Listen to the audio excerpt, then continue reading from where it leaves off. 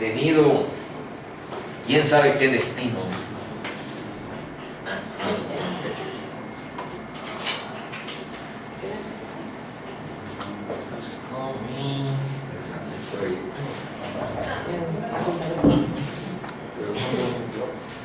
Ya, así si no está ahorita.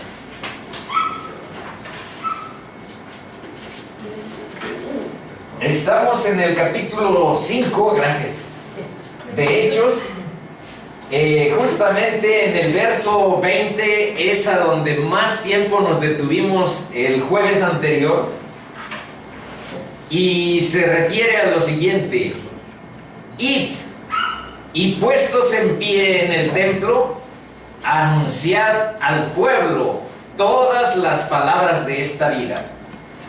Fue la instrucción que les dio el ángel que fue a liberar a Pedro, a Juan de la cárcel. Y vean que a Dios, por vía de los ángeles, nos dice que prediquemos la palabra de Dios, que demos a conocer la verdad de Cristo a todas las personas. Porque eso significa, puestos en pie en el templo, los habían acabado de encarcelar. De la cárcel los liberó un ángel, lo leímos. Y ahora esto fue lo que les dijo: anunciad al pueblo todas las palabras de esta vida. Se refiere a la vida eterna que solamente está en Cristo Jesús. Se refiere a la vida que Dios nos da por medio suyo. Y también en este marco de este verso estuvimos planteando una pregunta: ¿por qué los seres humanos no somos capaces de formar una sociedad justa, una sociedad libre y en paz? Es una pregunta que atravesó todo el estudio de la semana pasada y que actualmente pues solamente de refilón la vamos a ir viendo, pero es una pregunta que debe instalarse en nuestros corazones para darle respuesta. ¿Por qué? ¿Por qué no hemos podido? Siempre ha habido guerras, siempre ha habido injusticia, siempre ha habido opresión de unos por otros. Y revisen los libros de historia: guerras entre A contra B, revoluciones internas en los países, injusticia y opresión, un verdadero sadismo de parte de algunas autoridades, corrupción. Muchas de esas cosas hemos llevado. Y vimos que hay dos razones: una individual, nuestro corazón, y una colectiva, la sociedad, que aquí vamos a ir viendo. Miren, este verso dice parte de la explicación de por qué los seres humanos no somos capaces. Está en Jeremías 12:9 y dice que el corazón del hombre es engañoso, más que todas las cosas, y perverso. ¿Quién lo conocerá? Y ahora vamos a agregar algo más. Aparte de la ceguera y la oscuridad en la que vive nuestro corazón mientras Dios no nos libera y la palabra de Dios no nos hace renacer, entonces vivimos en oscuridad, vivimos en ceguera, vivimos en pecado y vivimos en un desfiladero que puede llegar a la muerte eterna. Por eso es importante la venida de Cristo, porque nos redime de ese riesgo si lo seguimos. Dice, nuestro ser, primero lo individual, nuestro ser, la ontología del ser humano. Esta palabrita significa el ser, pero quiere decir el ser más básico, el núcleo más esencial. Dice que no es circunstancial o algo accidental o superficial la maldad del hombre. En psicología, quienes estudiamos, vemos que el ser humano es bueno, que depende del medio ambiente. Si él crece en un medio ambiente criminal, se hará criminal, y si vive en un ambiente de armonía, se hará un ser armonioso, cosa que se falsifica, que es totalmente falsa, porque hay personas que crecen, digamos que en pañales de seda, y se convierten en verdaderos perversos. No es el medio el que hace buenos corazones.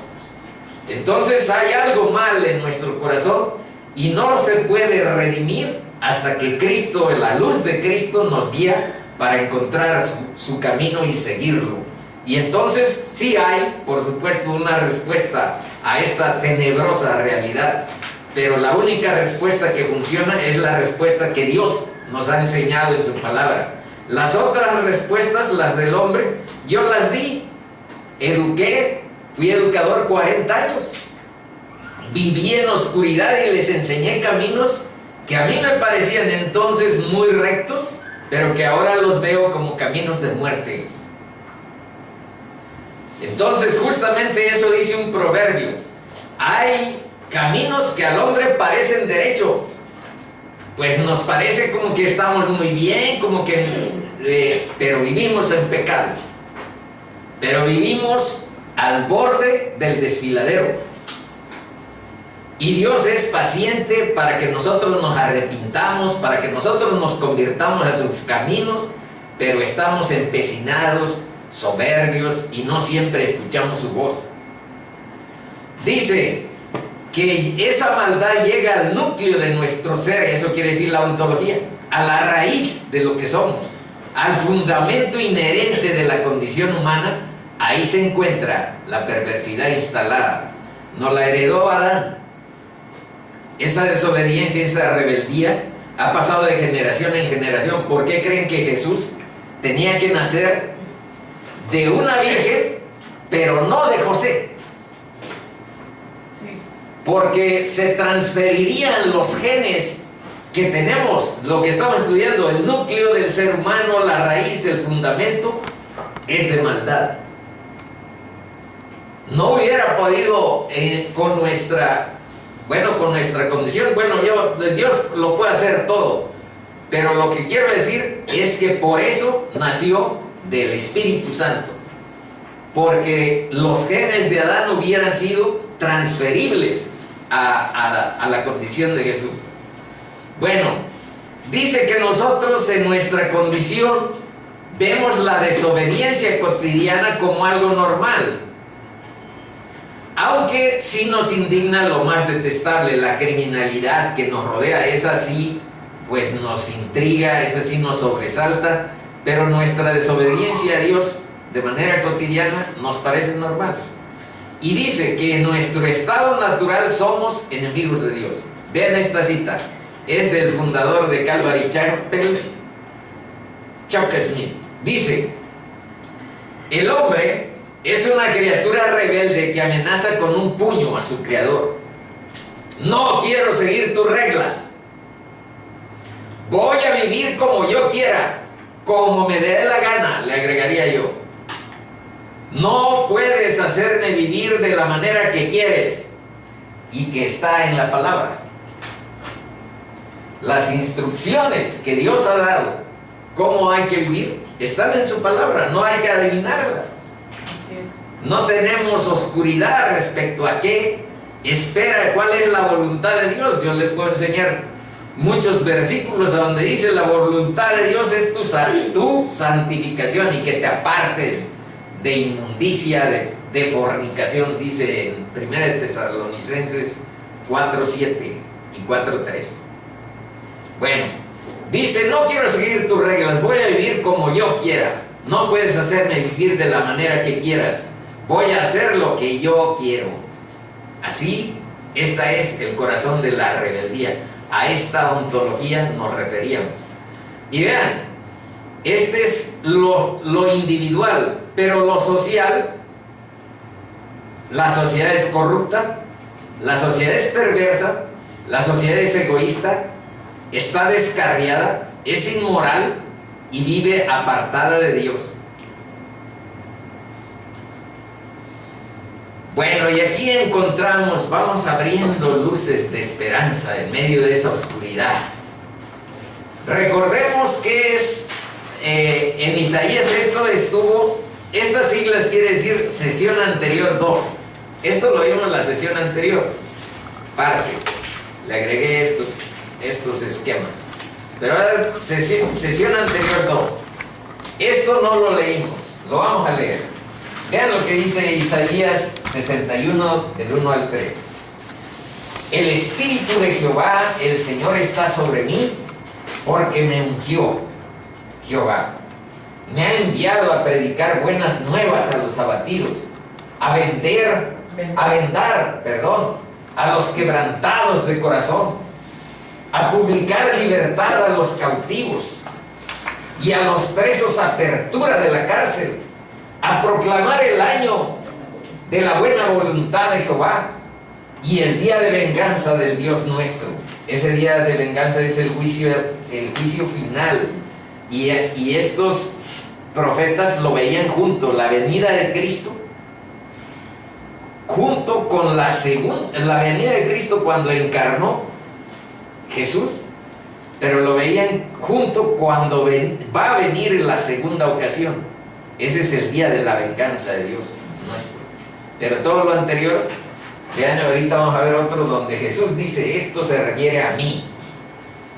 Dice, a consolar a todos los enlutados, a ordenar que a los afligidos de Sión se les dé gloria en lugar de ceniza, óleo de gozo en lugar de luto, manto de alegría en lugar de espíritu angustiado, y serán llamados árboles de justicia, plantío de Jehová para gloria suya. Amén. Ahora vean lo que dijo Jesús, Vino a Nazaret, habla Lucas 4 del 16 al 21.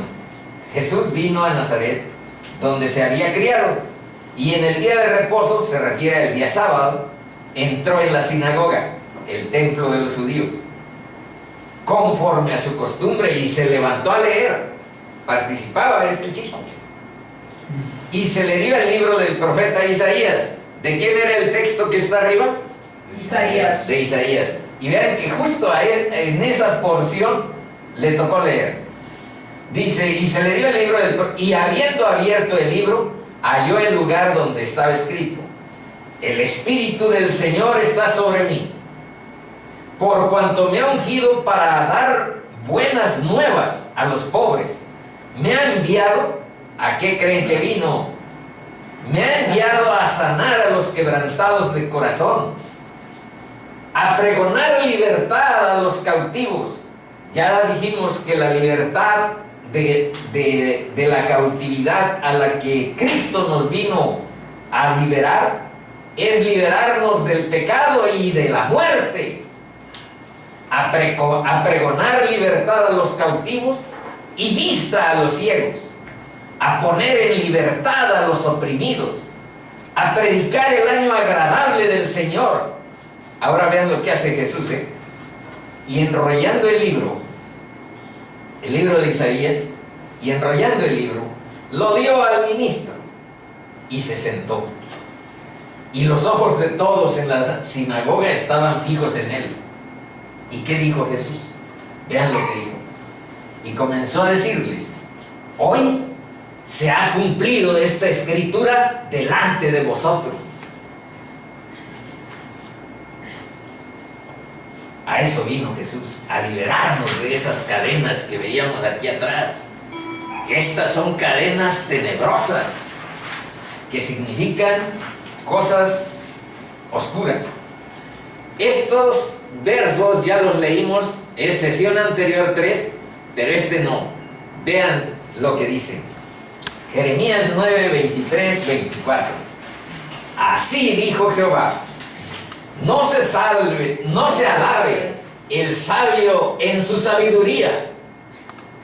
Eso es para los que se sienten o nos sentimos sabios, porque hemos estudiado un grado. Bueno, no se alabe el sabio en su sabiduría, ni en su valentía se alabe el valiente y los ricachones, ni el rico se alabe en sus riquezas. Carnada, ni el rico se alabe en sus riquezas. Mas alábese en esto el que se hubiere de alabar.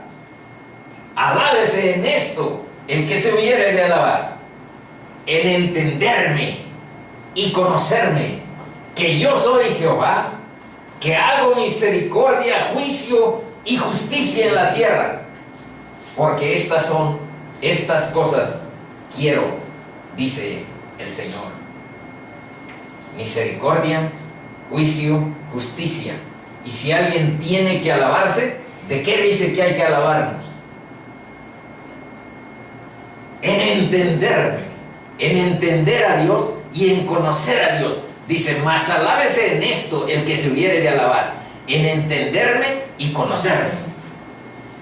Yo soy Dios. Está diciendo, ustedes son minúsculas partículas. Si en algo se tienen que sentir de alguna manera alabados, o sea, es porque me conocen a mí, porque tienen una relación conmigo, yo soy su creador. Eso es lo que nos quiere decir ahí nuestro Dios con todo el amor. Y esta dice, tampoco la leímos, y esta es la vida eterna. Vean cómo se simplifica. Esta es la vida eterna, que te conozcan a ti, el único Dios verdadero, y les aseguro que en muchas ocasiones el Dios que creamos es el Dios de nuestra conveniencia, el Dios que se acomoda a nuestra comodidad y a lo que más o menos tiene que ver con una tradición. Tenemos que ver cuál es el Dios de la Biblia, el Dios que ahí está representado. Eso es conocerlo y encontrar el caminito que lleva a la vida eterna. Que te conozcan a ti, el único Dios verdadero, y conocer quién es Jesucristo. La vez que conoce uno, yo la primera ocasión en que descubrí que Cristo era Dios encarnado, les juro que estuve chillando como una semana. Tenía ataques así, porque nunca entendí en mi sabiduría, en mis estudios, en mi leer Biblia, nunca había entendido por quién era Jesús. Y la vez que lo descubres de tu corazón, quién es Jesús, es algo impresionante. Conocer, entonces, esta es la vida eterna, que te conozcan a ti, el único Dios verdadero, y a Jesucristo, a quien has enviado. Esta nota la agregué, pertenece a la sesión anterior, a donde dice que los apóstoles estaban todos unánimes. ¿Y qué dice aquí? Que el hecho que el pueblo de Dios, que los apóstoles estén juntos y unánimes, es una demostración del poder del Espíritu Santo. ¿Por qué? Porque nuestros corazones son egoístas, no quieren ver a otros con algún ministerio, con algún brillo, etc. Y nuestras mentes son tercas. Entonces, estos dos obstáculos de la armonía interna, de permanecer unánimes en un mismo espíritu, en una congregación, son resultado del poder del Espíritu Santo, porque moverlos, dice aquí, puede resultar más difícil que mover una montaña. Y yo, también Maritza, somos testigos de las reuniones que hay en el camp continuas del colegio del posgrado, que continuamente se reúnen o nos reunimos. Nunca hay armonía, hay discordia, y lo fingimos, lo adoramos, y a veces más o menos lo hacemos pasadero, pero no hay armonía plena entre nosotros. Hay envidia, hay celos, hay egoísmo, esta soberbia. Ahí está presente. Entonces, ciertamente es Dios. Yo en alguna ocasión fui allá a la congregación y había un tema que era aparentemente polémico, o sea, se prestaba a controversia, se prestaba a que hubiera discusión, debate, golpeo. Y yo, que vengo del mundo, dije, bueno, si se trata de defender el Evangelio, me canso de defenderlo con hermanos y con hermanas. Yo iré a pelear por mi noción del Evangelio. Vengo del mundo, soy nuevo todavía. Tengo apenas, y le estoy diciendo a Mimi que les invite para el próximo jueves pollo o algo por el estilo, porque estoy cumpliendo 3 años que Dios transformó mi corazón. 3 años. Soy nuevo. Fecha especial. Y es impresionante. Entonces, llegué a esa reunión con ánimos de pelear al estilo de cuando iba a las reuniones del colegio de posgrado. así, con ese espíritu. Pues resulta que allá, la primera intervención, luego el pastor dijo, se trata de esto, y siempre oramos antes. Lo que ahorita a lo mejor me hace falta hacer, porque solamente oramos cuando iniciamos en las canciones. Y justamente dijo exactamente lo mismo que yo llevaba preparado para decir, para defender. Entonces, ¿con qué iba a pelear o para qué iba a pelear? Si lo primero que lo dijo, hagan de cuenta que Dios le puso exactamente el punto sobre el que yo llevaba ánimo contencioso a Dios, y ahí mismo yo me doblé emocionalmente, espiritualmente, me doblé ante Dios y dije gracias, porque pertenecemos a un mismo espíritu, somos hermanos en un mismo espíritu. Solo mi tradición de locura, mi tradición de broncas y de contención puede traer aquí a tu recinto santo cosas oscuras de esa naturaleza. Entonces hay unidad del espíritu, hay unidad, sopla un mismo, somos hijos de un mismo espíritu. Miren, ahora yo quiero que hagamos, eso ya lo vimos, por eso ni está ahí, pero se los puse para que hagamos rápido una especie de ejercicio. Vamos a poner en la siguiente hoja, en esta, miren, ustedes ubiquen en eso y vayan escribiendo algo de lo que está aquí. Yo les voy a dar un ejemplo. Vamos a iniciar en esto. Mi pluma llego. ¿Usted entiende? Creo que sí. Yo la traigo. Ya desde que trabajo ya no tengo ni una pluma. Bueno, yo creo que mejor voy a pasar porque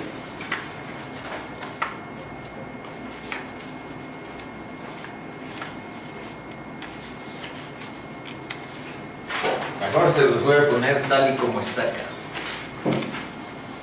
porque en el ejercicio lo que pretendo es que veamos la diferencia. Vean Efesios 2:1 al 3 y 4 al 6, de hecho es del 1 al 6, y lo que dice Tito 3, 7, y que pusiéramos aquí, antes de Cristo, dice, estabais muertos en vuestros delitos y pecados, siguiendo la corriente del mundo, aquí dice, miren, en el 2, siguiendo la corriente de este mundo, haciendo la voluntad de la carne y de los pensamientos. ¿Dónde está eso? No, pero ya me pasé.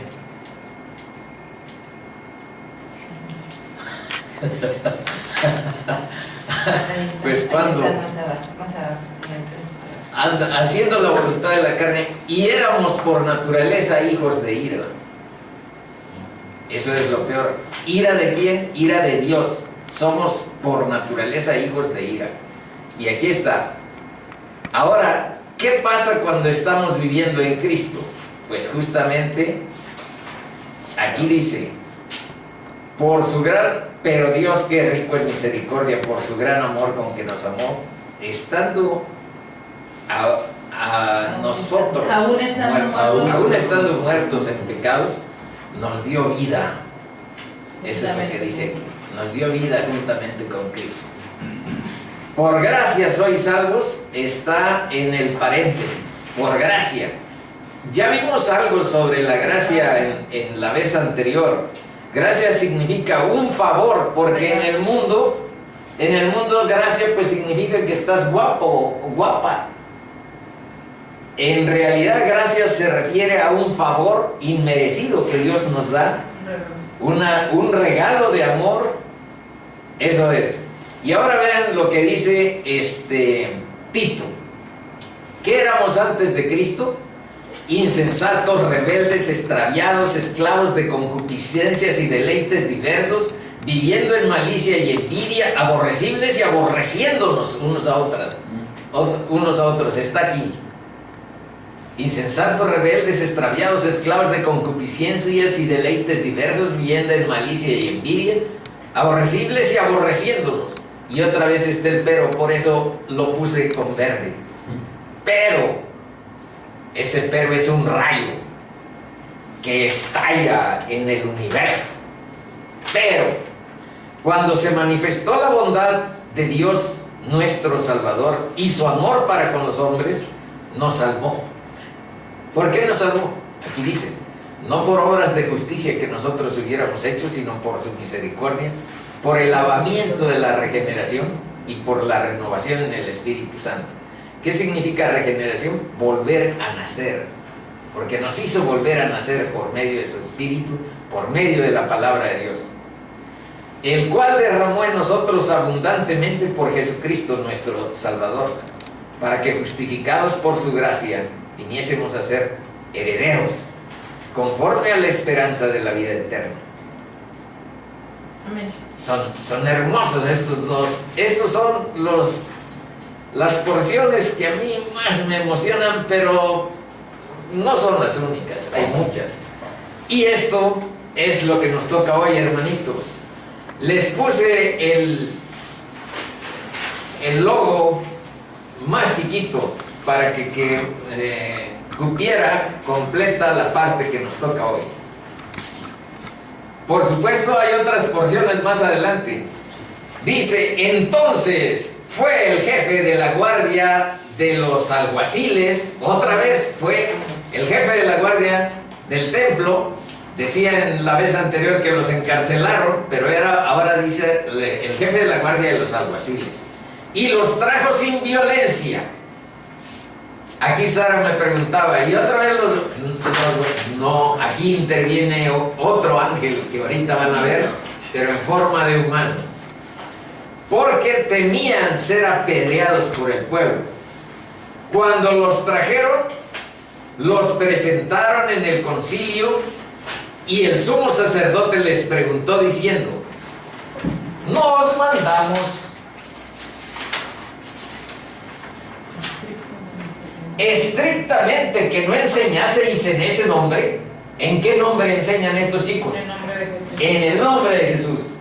Y ese es el nombre que les habían prohibido. Y a ver, además chequen que estos fariseos, estos saduceos, estos líderes del Sanedrín se niegan a decir Jesús. Sí. Que no enseñaseis en ese nombre. No dicen que no enseñasteis en el nombre de Jesús. Se niegan. Y ahora habéis llenado a Jerusalén de vuestra doctrina y queréis echar sobre nosotros la sangre de ese hombre. Respondiendo Pedro y los apóstoles dijeron, es necesario obedecer a Dios antes que a los hombres. En la vez anterior, si se acuerdan, Pedro les había dicho, juzgad ustedes si es más justo obedecer a Dios o a los hombres. Les preguntaron, pero ahora no les están preguntando, les están afirmando. Es necesario obedecer a Dios antes que a los hombres. Y vean lo que dice en el 30.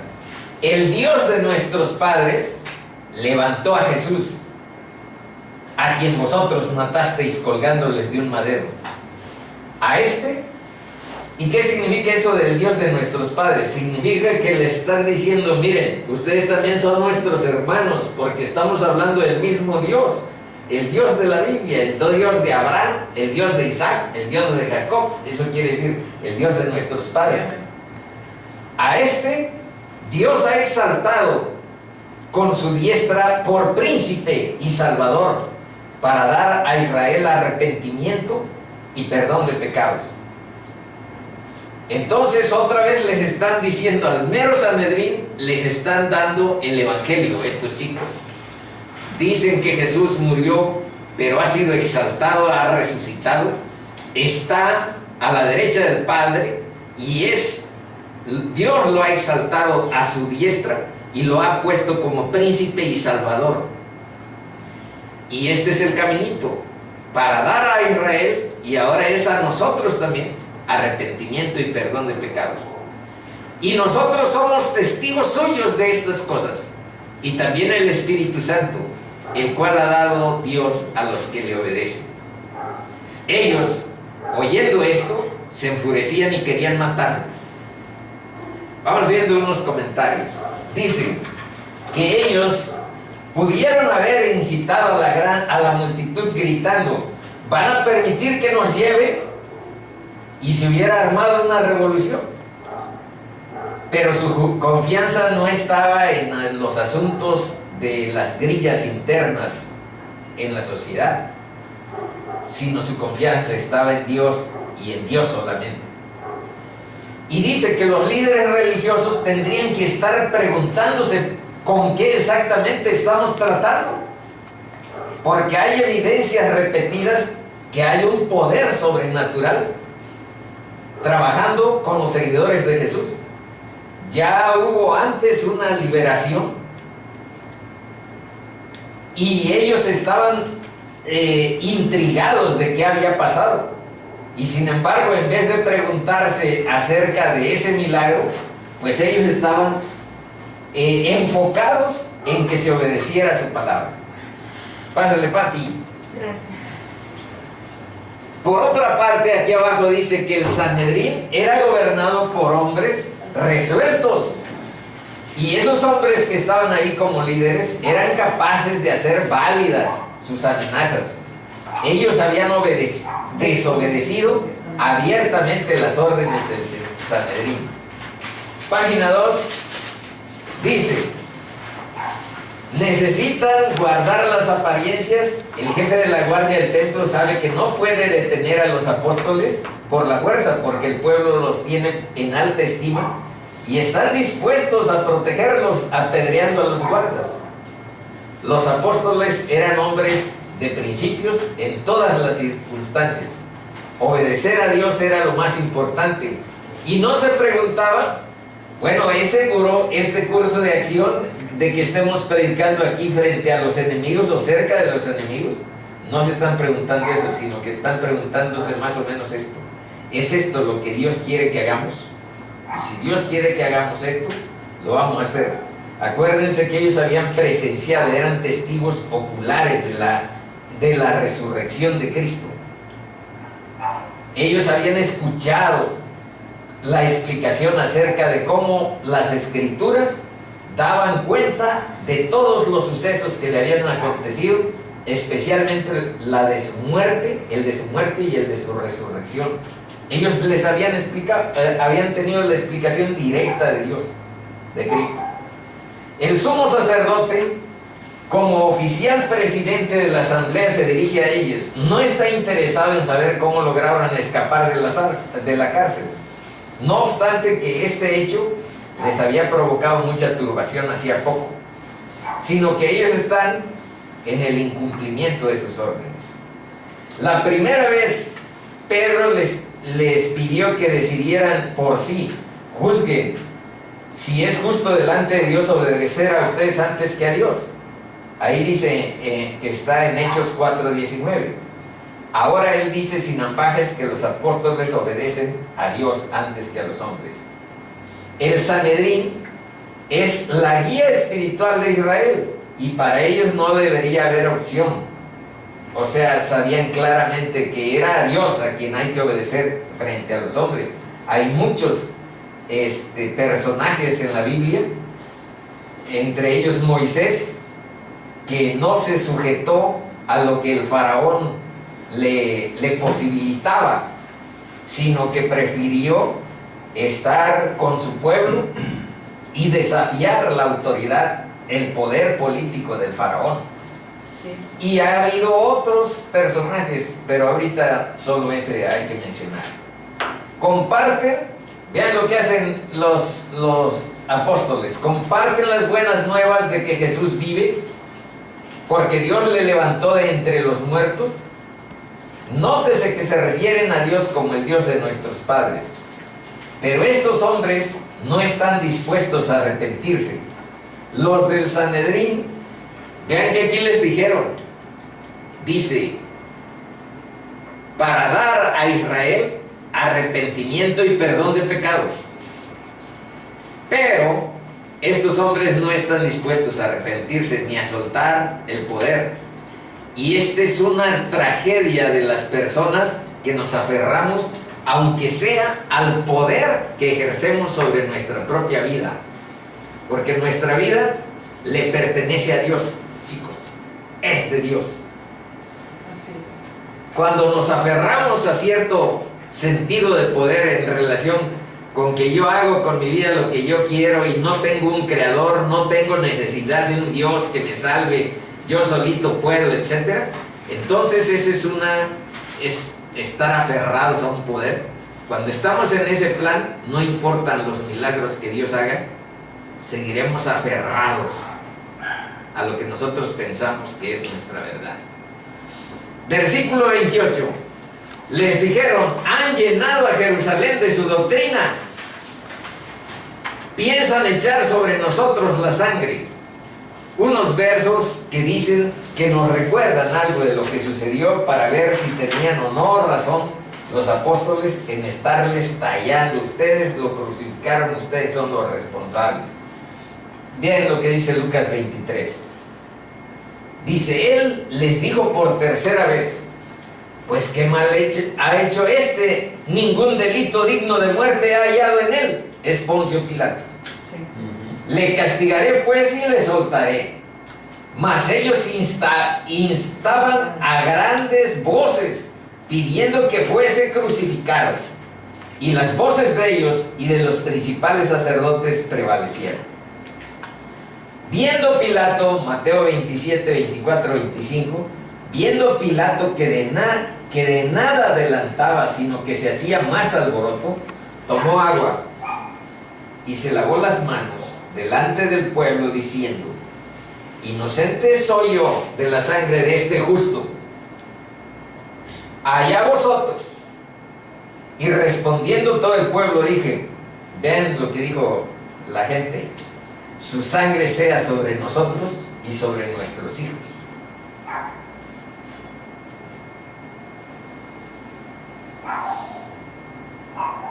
Y hay algo ahí todavía más escalofriante que está en la última cita.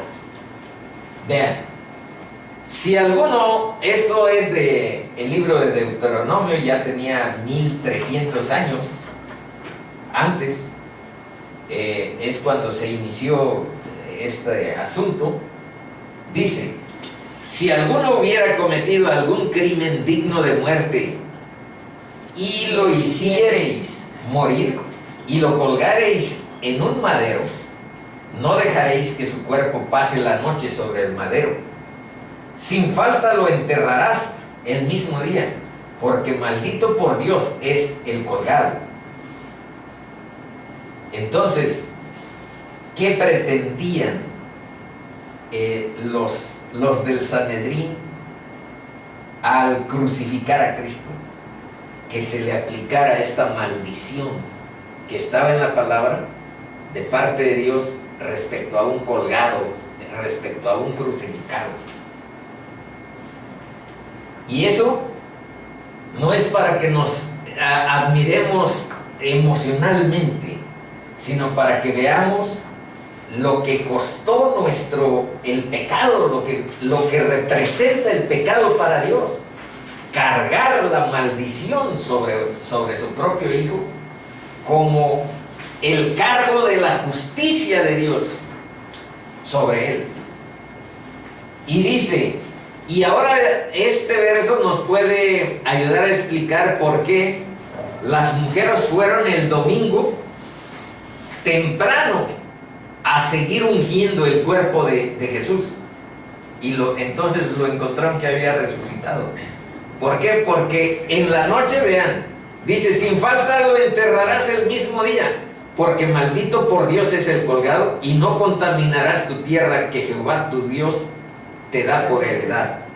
Entonces había prisas por enterrarlo, y las chicas que lo ungieron cuando estaba muerto, no terminaron. Y como venía el día de reposo, el día sábado, no podían hacer su tarea el día de reposo. Y entonces fueron deprisa el domingo para continuar esa tarea de ungir, de ponerle lo que se ocupaba, mirra y todos esos ungüentos. Y encontraron que Jesús había resucitado. Ya no estaba. Que no estaba. Bueno, esto dice: a este Dios ha exaltado, a Cristo, Dios ha exaltado con su diestra por príncipe y salvador para dar a Israel arrepentimiento y perdón de pecados. Aquí dice que Cristo es príncipe de vida. Ya dijo antes la palabra que es el autor de la vida. Y esta exaltada posición y divina autoridad exige la obediencia del hombre. Eso significa, hermanitos, que hay que sujetar nuestra vida a Cristo. Que si está exaltado como príncipe de vida, el que quiera vida eterna y resolver los problemas de su pecado y de la muerte, hay que sujetar nuestra vida al príncipe de vida.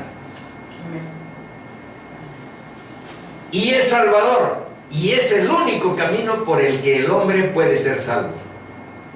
Lo dijo Cristo y lo dice también Hechos en el capítulo que acabamos de pasar. Y aquí está el arrepentimiento y el perdón de pecados como el caminito, el ABC que aquí hemos repetido con cierta frecuencia. 32. Y nosotros somos testigos suyos de estas cosas, y también el Espíritu Santo, el cual ha dado Dios a los que le obedecen. Y lo que sigue, hermanitos, es tratando de profundizar este versículo porque es clave. Dice: y nosotros somos testigos suyos de estas cosas, y también el Espíritu Santo, el cual ha dado Dios a los que le obedecen. Y este Espíritu Santo es el que Dios te puede dar hoy a ti. Ese es el signo de los cristianos. Pedro, Juan y los apóstoles los llamaban al arrepentimiento, a la fe y a la obediencia. Aquí dice: explícitamente establece que Dios da el Espíritu a todos aquellos que le obedecen. Cuando ustedes decidan obedecer el Evangelio de Cristo, sabrán que esa no es una cosa de palabras. Sabrán que el Espíritu de Dios no es una cosa de imaginación o de sugestión o de autohipnosis. Sabrán que es poder de Dios para tu vida. Entonces, ni más ni menos, eso es lo que dicen. Pero si ellos rehúsan aceptar a Jesús como su Salvador, no reciben el don del Espíritu Santo. Así también ustedes, hermanitos. Si deciden continuar en su tono de autosuficiencia, de cierto orgullo, de cierta vanagloria, y sentimos que, bueno, lo que aquí hemos dicho, que no tenemos pecados, que no necesitamos un Salvador, que casi no hemos cometido nada oscuro, etc. Independientemente de que así sea, hay que rendirnos ante Dios y hay que pedirle perdón por lo que sea, por lo que es nuestro pecado. Y encontraremos esto, la redención en el Espíritu Santo. Y entonces, si ellos rehúsan aceptar a Jesús, la culpa de su crimen permanecerá con ellos para siempre. Vean que aquí, si leemos con cuidado esto que acabamos de ver, los apóstoles están diciéndole: ustedes lo crucificaron, ustedes son responsables, pero Dios les da el camino del arrepentimiento, pero Dios les da el camino del perdón de pecados. De hecho, les están diciendo: acepten el camino de Jesús. Le están diciendo, pero ellos no aceptan. Al revés, ellos, oyendo esto, se enfurecían y querían matarlos. Y aquí hay una cita de la 2 de Corintios 2, del 15 al 17, que dice: porque para Dios somos grato olor de Cristo en los que se salvan, y en los que se pierden, a esto ciertamente olor de muerte para muerte, y a aquellos olor de vida para vida. Y para estas cosas, ¿quién es suficiente? Pues no somos como muchos que medran falsificando la palabra de Dios, sino que con sinceridad, como de parte de Dios y delante de Dios, hablamos en Cristo. Cuando los miembros del Sanedrín oyen las palabras de Pedro, se llenaron, pero no de arrepentimiento, sino de rabia. Querían matar a los apóstoles. Rehúsan aceptar el evangelio que los llama a obedecer a Dios, y en cambio quieren barrer de la faz de la tierra a los seguidores de Jesús. Ahora hablemos un poco de obediencia, hermanas y hermanos.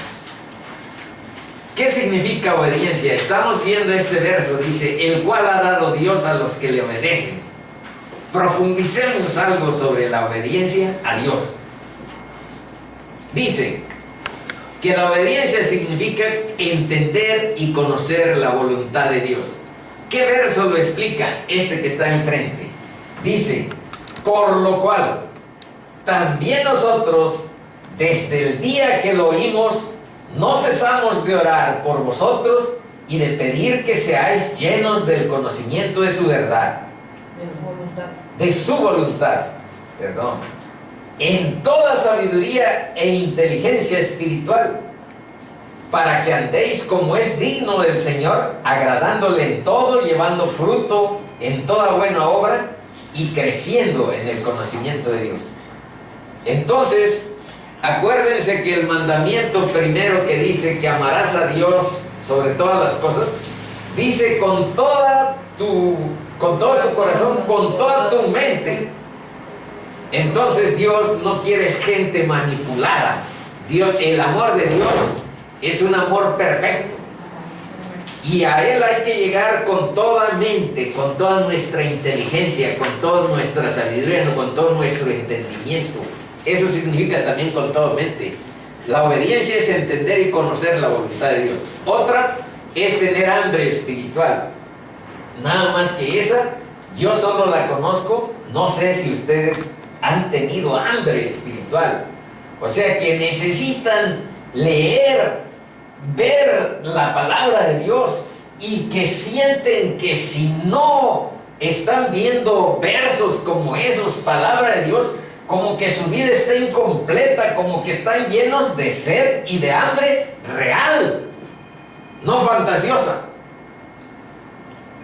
Esa es el hambre espiritual que está ligada a la obediencia. Y vamos a ver un verso, dice, desechando pues toda malicia, todo engaño, hipocresía, envidias y todas las detracciones, desead como niños recién nacidos. Yo solamente entonces conocí esa hambre espiritual, hermanos, lo reconozco. En 58 años leí Biblia, y la Biblia me salvó la vida. Lo poco que sabía de la Biblia me salvó la vida.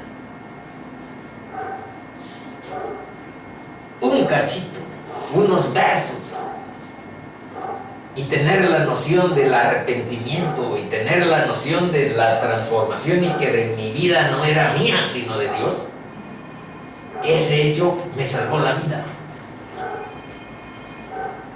Pero justamente esa hambre espiritual la da Dios cuando naces, cuando te da un nuevo nacimiento, te hace una nueva criatura. Y justamente yo pienso que ustedes han experimentado en algún sentido los llamados de Dios al estar aquí.